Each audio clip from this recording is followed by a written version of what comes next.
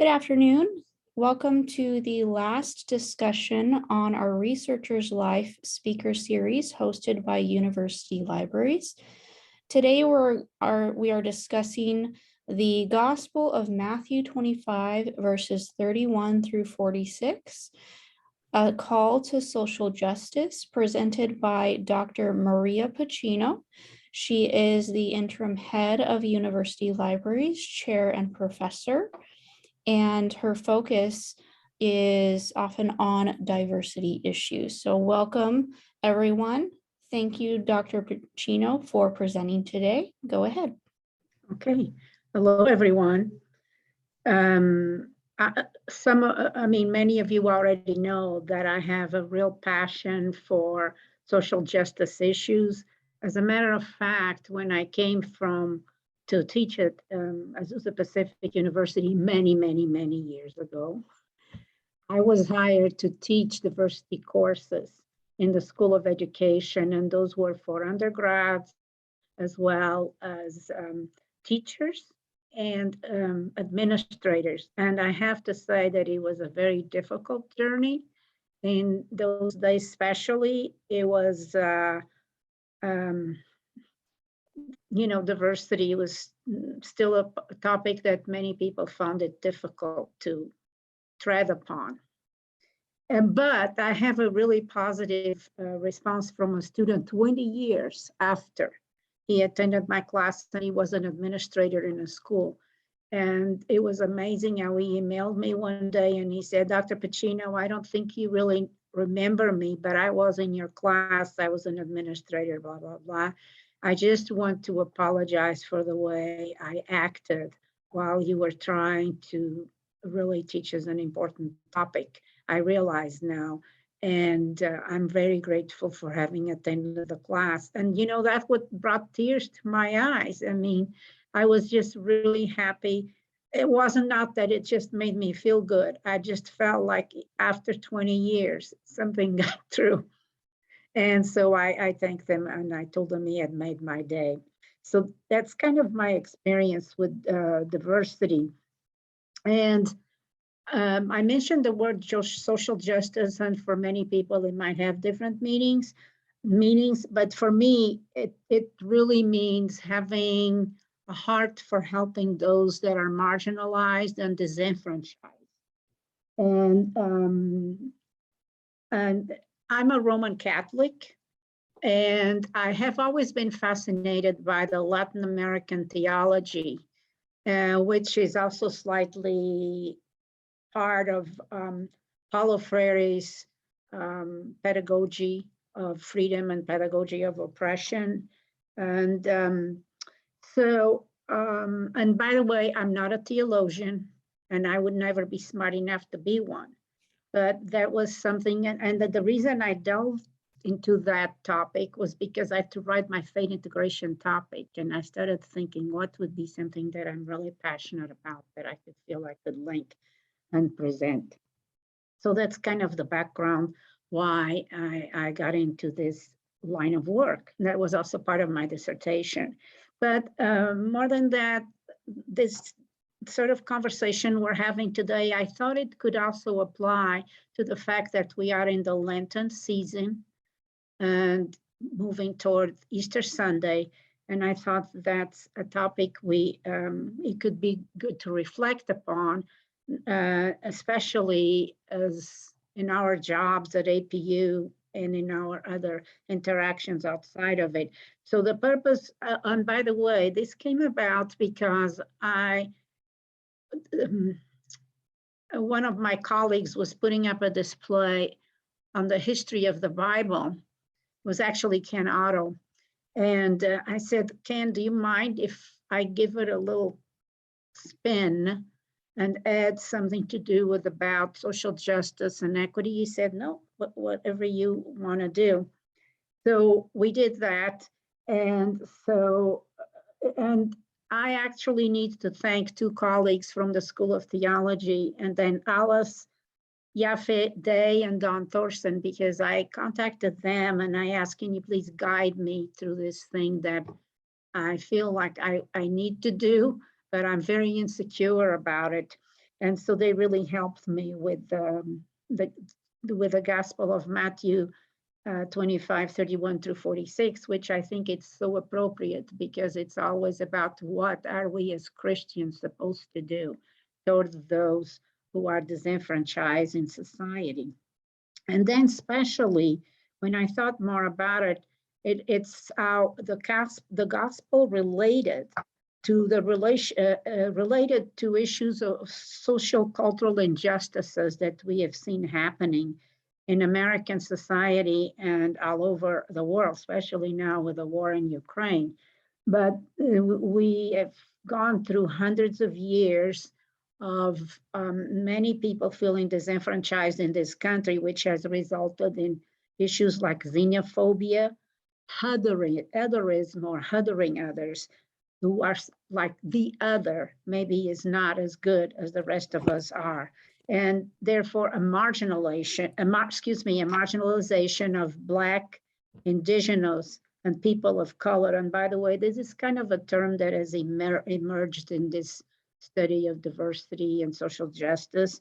And so it's called BIPOC populations, and who have suffered not only prejudice, discrimination, but many are victims of hate crimes. And the FBI in 2020 and 2021 has recorded the highest number of hate crimes against BIPOC populations. And you can see it in the paper, in the news every day. And lately has been a lot of victimizing Asian Americans. And this is very disturbing, and it particularly for us who are a Christian institution and committing to do God's work.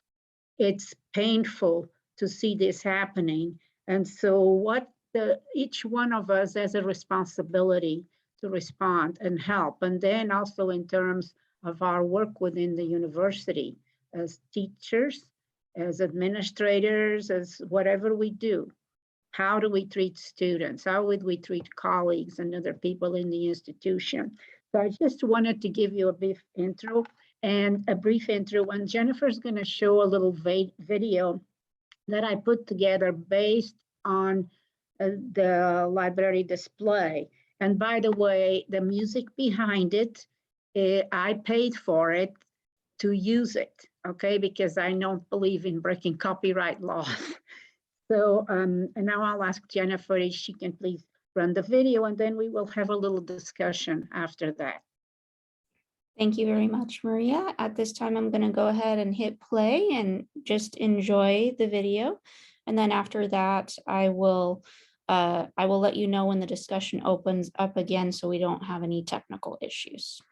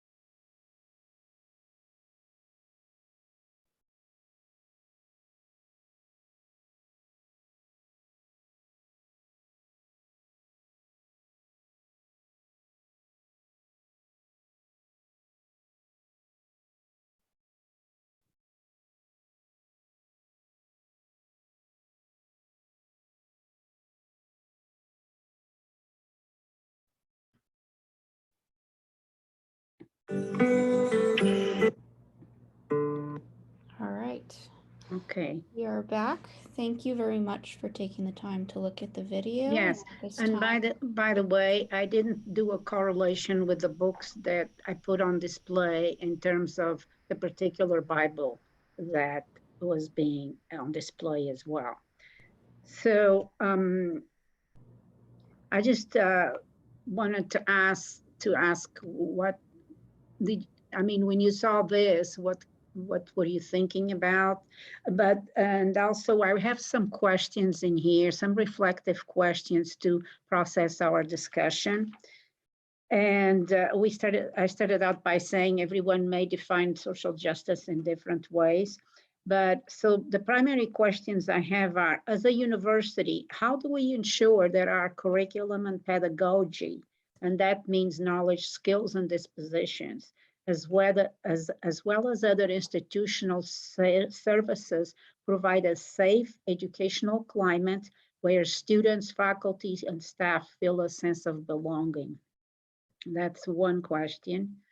The other is, and then we can go through each question and discuss it. The other is, are our classrooms carrying learning communities and arenas for intellectual discourse, where we use critical thinking to discuss social issues within our democratic values and provide an equitable educational experience? And then my last question or reflective thought is, more importantly, what is our role as Christians? What is our responsibility, our mandate as Christ followers to imitate the words of Matthew? Truly, I say to you, as you did it to one of the least of these, my brothers, you did it unto me. So I just would like to open up for some of your thoughts. So for your awareness, I am typing in the questions into the chat, and we're starting with the first one, and I'll go ahead and read it again. As a university, how do we ensure that our current curriculum and pedagogy, knowledge, skills, and dispositions, as well as other institutional services, provide a safe educational climate where students, faculty, and staff feel a sense of belonging? And for your responses, I would encourage you, this is a discussion, so it is proactive, and I would encourage you, if you would like to speak up, you can go ahead and unmute yourself and go ahead and speak freely, but let's take a moment to reflect on that question that Maria has presented.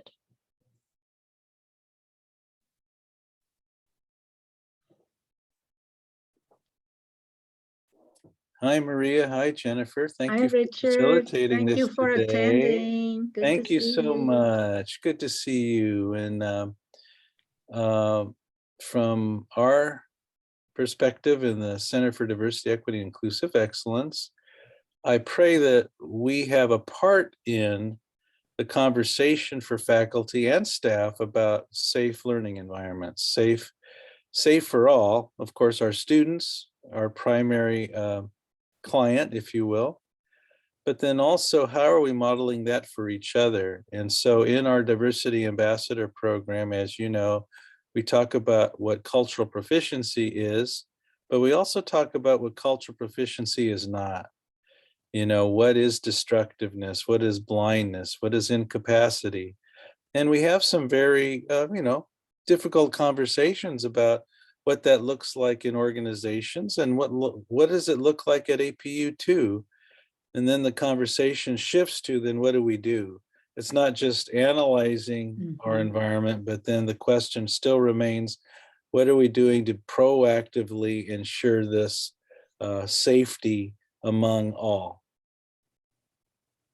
And that's a really good point. And sometimes these kinds of discussions tend to feel a little bit threatening, or that some colleagues may feel, or even some students, that, oh, well, it is something, let's not talk about it. Let's sweep it under the rug and move on. But especially when we think about, I'm more concerned, to be honest, about students, because that's what our business is. And how do we know when we have students in the classroom and when even microaggressions can happen in the classroom? Do we speak up? as faculty? I think that's our responsibility. Or do we just say, I don't have enough courage? Because when I first started teaching diversity, sometimes I was too afraid. I didn't have enough courage sometimes. And I remember my former dean, Alice Watkins, sitting in my classroom one time. And after the class was over, she said, Maria, you had very good pedagogical and philosophical issues about education and all, but you still seem to have fear of what was going to happen when you spoke up. And I said, you're right. I was fearful because I did have things happen to me while I was teaching this class. She said, you have to push hard. God will help you through it. And I know you can do it. And I started getting a little more, like somebody who sticks their foot out one toe at a time. And then I realized that's my job to do that. And I don't care what kind of excuses I was trying to make, like, let me live in this safe space rather than push out there and even entertain discussions that are controversial, But thank you for bringing that up because I've been there. I know what it's like. Thank you, Marie. And do we have any other colleagues who want to bring up anything?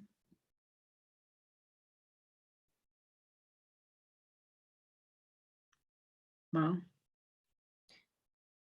does anyone have questions? Okay. If not, we can move on to the next question. Are you okay with that, Maria? Sure. Okay, I'm gonna go ahead and put it in the chat. And I'll just go ahead and read it. As our classroom scaling learning environments, do we have intellectual discourse happening? Or are we chickening out of some things that we should be taking about, like I did at the beginning, too afraid what's going to happen to me if I just open up more openly. But and how do we provide an equitable educational experience?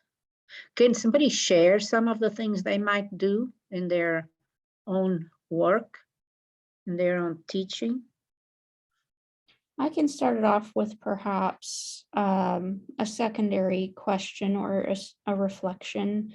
From my experience, the term equitable for me was related to socioeconomic status. I was not well off. I was probably considered poor when I was going to school, but I was committed. And so the equitable experience for me was when, say, a professor would tell you, these are the supplies that you need. And associating that with money was like, my parents are not paying for anything. I don't have any funds. And so it was skimping by. So that was the first thought that came to mind with equity for my experience. But do open it up to anyone. Perhaps reflect your own experience and how we can open it up for further discussion. You brought up a great, what you said, Jennifer, is very important because it's not just about race and equity. It's about, like you said, socioeconomic status. It's about people who have disabilities. I have a daughter, an adult daughter with disabilities. And how do we treat people equitably? Do we give them the space they need to be themselves? Yes. Does anyone would like to share another idea about what does equity mean? It doesn't mean, I remember one time with somebody saying, well, I think it means you should treat everyone the same. That's the fair thing to do. But think about it. The word Jennifer brought up about equity is not treating everyone the same way. It's about, for example, when you're teaching K-12, whatever, because I have the experience of my own child, is about teaching for where the people are. And not everybody needs the same thing. I remember my youngest daughter saying to me, but Mom, you're spending more time with Monique. doing these things for her. You take her to speech therapy, you do this and that. And I would say, Vanessa, I love you just as much as Monique. And I would do the same, all of these things for you if you needed them. But you are able to, you don't need these kinds of services. So Monique needs it, and I have to do this for her. But that doesn't mean I wouldn't do the same thing. And when you need something, I will do that for you as well. But it's hard for kids to understand at that age when they see more attention being paid to a sibling. Yeah, I would agree. That's a great example. Do we have any? Oh, did I go to the last Hi, Liz. question? Oh, Liz, there. Oh, thanks for coming, Liz. Go Sure. ahead, Liz. Well, in thinking about with the classrooms, so I have the occasion to teach church history here and there, and I taught American church history not too long ago, and one of the issues, well, of course, immigration, slavery, there's a whole lot of social issues that you deal with when you teach church history, as well as how does the church as a larger body deal with some of these issues, but then how does the individual Christian deal with this? And what should we be teaching from the pulpit? Because I work with the seminary, to engage. And one of the people that we spent some time studying was Jonathan Edwards, who is considered really a giant in church history and American history. But there's this conflict there because he owned slaves.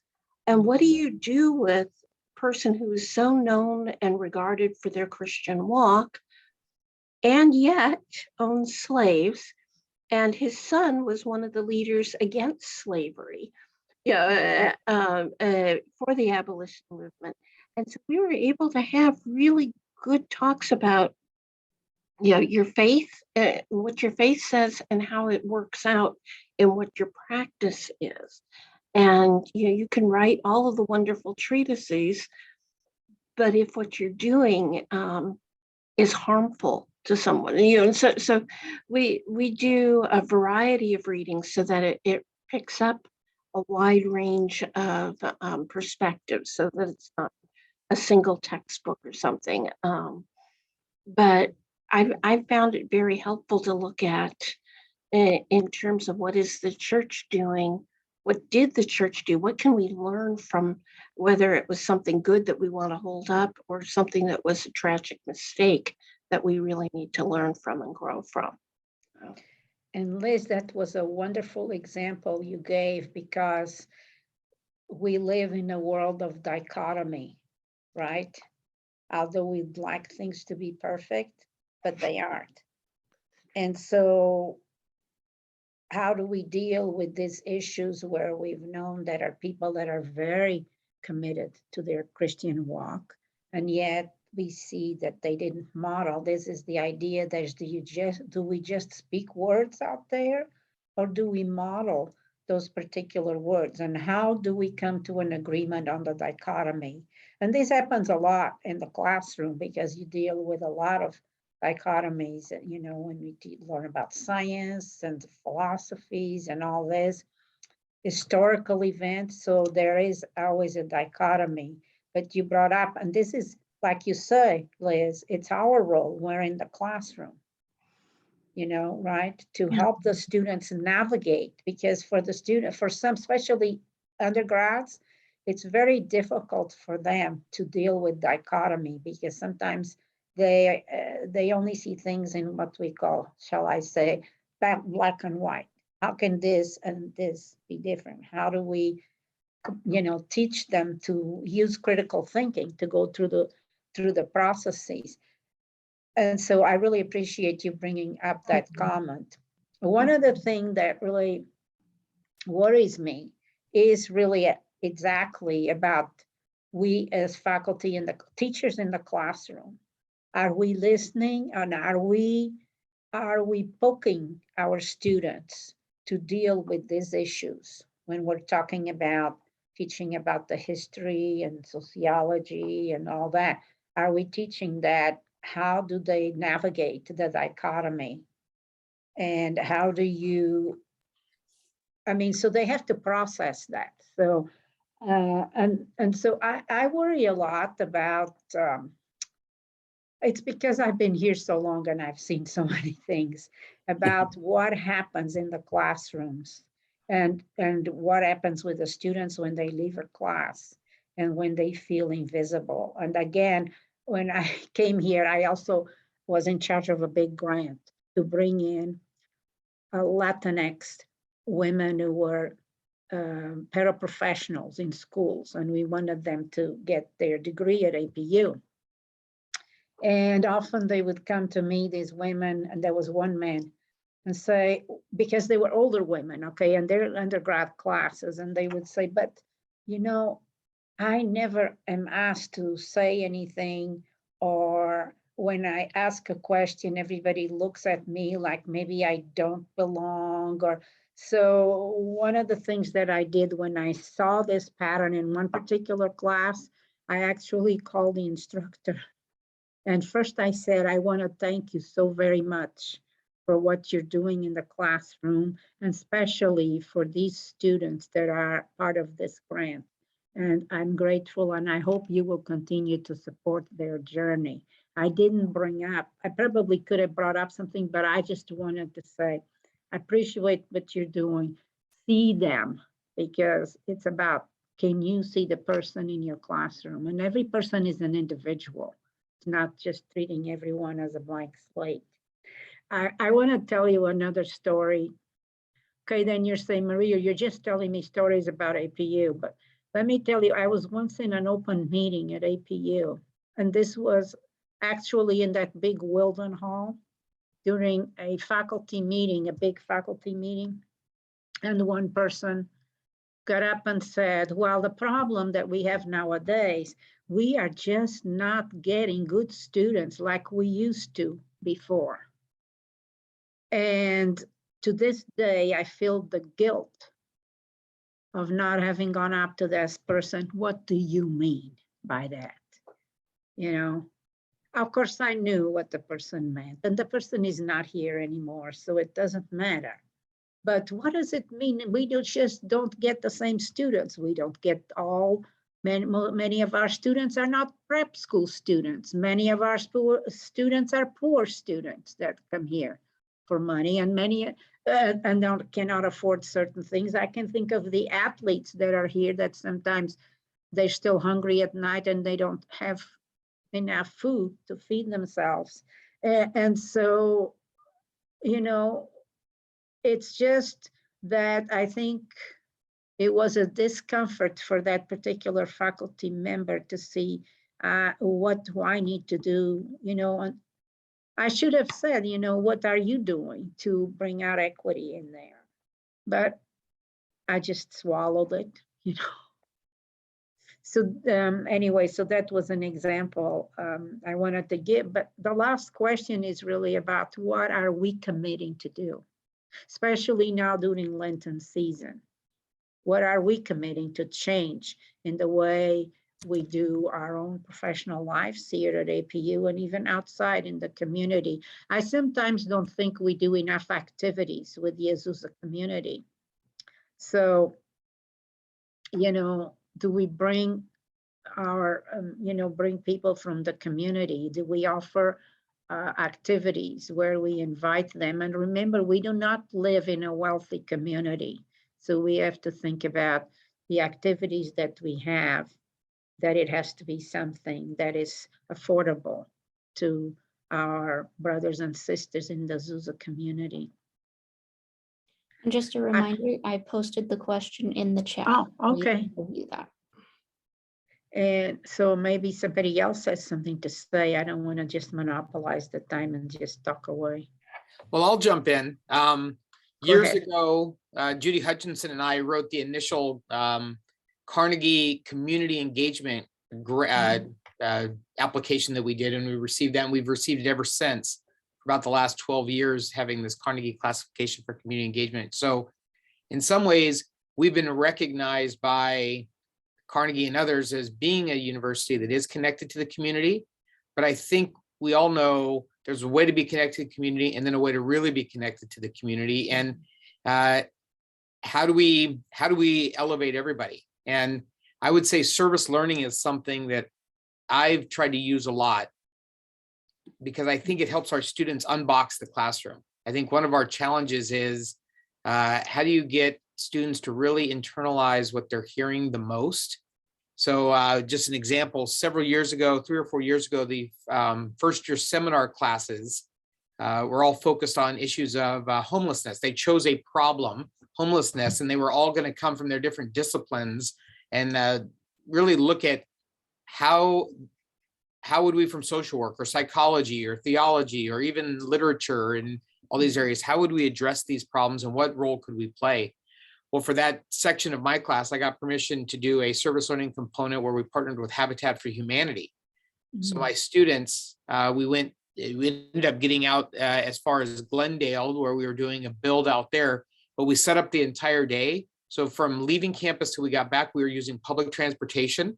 So we used the Gold Line and then had to get off in Pasadena and get on buses to get out to Glendale. We ended up being about a half an hour late to the build site, which Habitat didn't care. We had a great day, but I framed it with the students and said, okay, let's pretend that you were reliant on public transportation to get to your job site.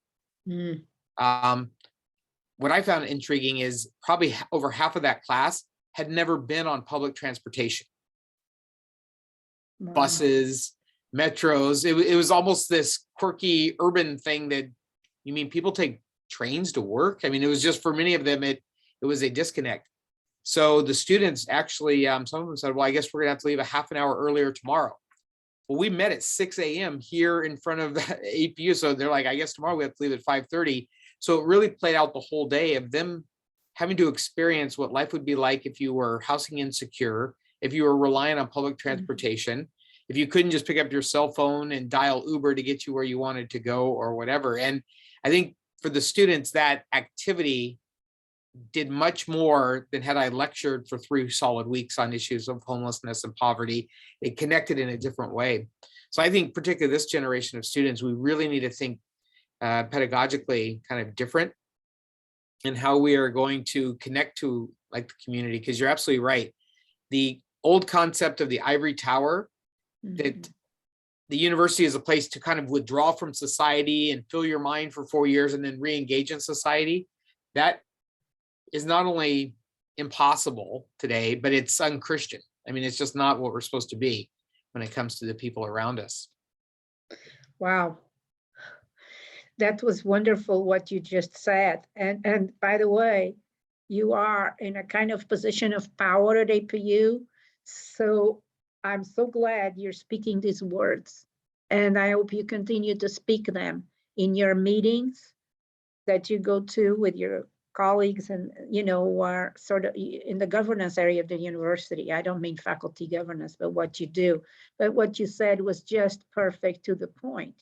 And it's not that we can say, oh, well, let's blame students because they don't know this. It's because it's our job, like you say, to teach them with people with food and housing insecurity. And this happens a lot in K-12 schools, where schools blame the parents for not showing up for open house. And often they don't realize the parents are taking public transportation, are working 2 jobs just to make ends meet. So, I so appreciate what you just said. It's very, very moving. And thank you so much for bringing that up. Somebody else wants to speak up? Well, I don't know, Jennifer, do you want to just close the session if no one else has anything to say? I really want to thank all of you. I want to thank Richard and Bobby for speaking up, because they're in positions where they can really make a big impact in the institution. That's really important. Thank you, Liz, also. Yes. And Richard does have some comments, so. Oh, okay. Go ahead, Richard. Actually, it was connected to the question before, but it's still timely. I was just going to say, Maria and our small group here, when Liz was talking about the perspectives history and people in history. One resource I found enlightening was Ibram X. Kendi's Stamped from the Beginning. Yes. And he also has his book, How to Be an Anti-Racist. But in Stamped from the Beginning, he talks about needing to know the full perspective of what was happening at the time. Maria, I also noticed when you were showing the different reference books, Takaki's book, A Different Mirror, does the same thing for me. What was happening in history? How did people respond during that time? Ibram X. Kendi mentions in Stamped from the Beginning that even abolitionists in some of their writing, and even people of color who were abolitionists had a way of infusing some of the wording of the time that was not inclusive, but they were influenced by the history that they were living. Well, it wasn't history then, the reality that they were living in. And it's important for us to help students see a bigger perspective and a historical perspective and what led to where we're sitting now, especially since social media has created such a misinformation and an echo chamber that reinforces a negative narrative. We need to help students have that discernment to be able to sift through what is given out, what people are receiving as truth, be able to sift through it in order to find knowledge and find the truth in the narratives that are being propagated. So just some thoughts. That's absolutely right. And I also wanted to piggyback again on what Bobby said. Was you're actually sort of endorsing interdisciplinary activities, because the way you talked, yes, it shouldn't be just, okay, I'm just doing history and I'm just doing the sociology, I'm just doing science. All these things have an interrelation.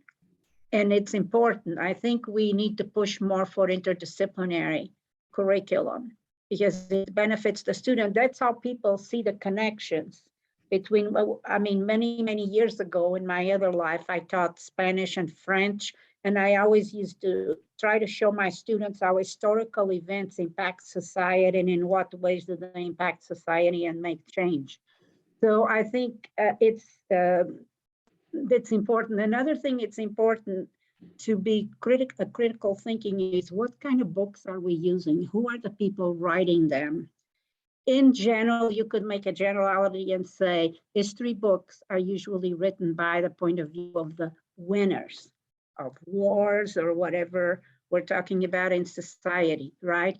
But thinking about the point of view of the person writing the book, because they will have their own prejudgments when they are writing history. So that is why it's important that we present different perspectives, different books from different authors and from their own perspectives. And that's a way of bringing people to being able to think and synthesize and come up with answers that are not just one-dimensional. Maria, if I could jump in on that, in Sure. speaking about and tying in the critical thinking piece, I know at least some of the librarians, hopefully all of us, work really hard to bring in as many voices within our disciplines as possible. And I know within the seminary, we have looked at what are both the required and the recommended texts for the classes to make sure there are diverse voices, that it's not all the books that maybe we read while we were in school that were from a particular perspective, but that it picks up a much broader range.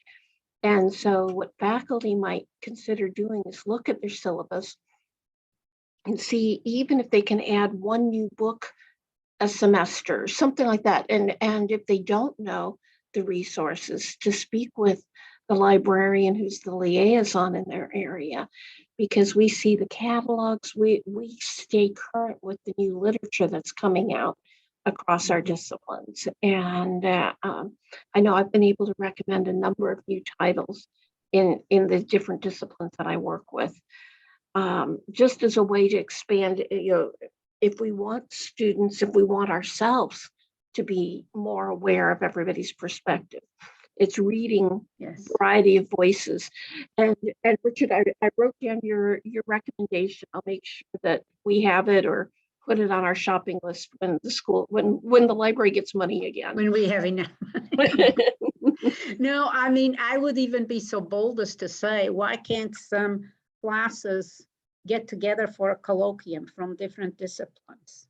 Take a topic and then go through that topic from the different perspective of different disciplines, like a mini conference or some crazy thing like coming out of my head right now.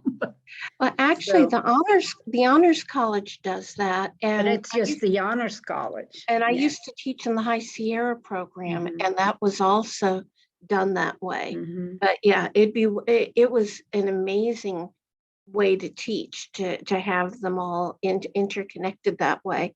I'd love to see that happen more on campus. All right. And Well, I do know wanna add, Can I jump in again, Maria? Yes, please do. I was at a conference a couple weeks ago that was about 800 people. It was in Dallas. It was part of what's called the Netview with the Council of Independent Colleges, which is a Mhm. network of vocational undergraduate education. That's what Netview stands for. But what I was very impressed with was the kind of traditional liberal arts Catholic schools, because when they would present their curriculum and talk about their curriculum, you could see how organically connected it was to Catholic social teaching and how that permeated all these different Mhm. subjects. And I really think we could learn a lot from looking at Catholic institutions more as our peers than sometimes looking at, say, other more evangelical schools. Because I think that organic integrated curriculum is something that is very, very at home in the Catholic schools. University of Dayton was one of them I was very impressed with. And I believe they were the ones where annually they have I think they call it their university problem. And they'll pick some social issue like Yes. Mhm. poverty or home, but like the entire university is talking about it. And I think that was fascinating that they even framed their like what we used to have, like the Common Day of Learning and all that, around topics from all these different disciplines. And the beauty of APU is we have just such a wide variety of disciplines. I mean, when you think of philosophy, theology, but we have criminal justice, social work. I mean, when we have all these, and even music. I mean, how Yes, can yes. music and theater and art be brought into this organic whole on how to deal with some issue in society? So That's perfect. Now you're in a position to be able to help make it happen. I'll refer back to Liz's comment about money, and then we'll go from there. Okay. Okay. jumping off of But- that money comment, I do want to add from the student perspective, when a faculty is looking to add new books, they also should look at their current list to see how much it costs for the student.